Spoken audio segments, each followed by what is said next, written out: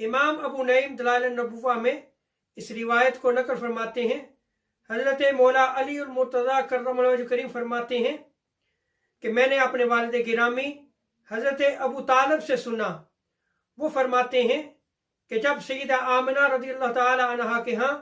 हजूर ताजदार कायनात अलैहिस्सलाम की विलादत बासादत हुई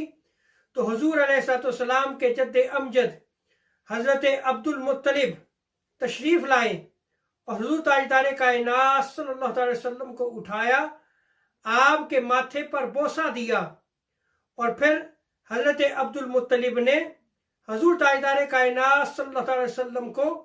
हज़रत अबू तालिब के हवाले करते हुए इरशाद फरमाया कि ये बेटा तेरे पास मेरी अमानत है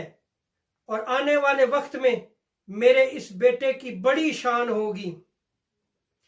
फिर हज़रत अब्दुल मुत्तलिब ने अहले मक्का के लिए ऊंट और बकरियां ज़िबा करवाईं और 3 दिन तक अहले मक्का की ज़ियाफत की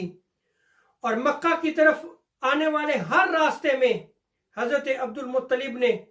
ऊंट ज़िबा करवा के उनका गोश्त रखवा दिया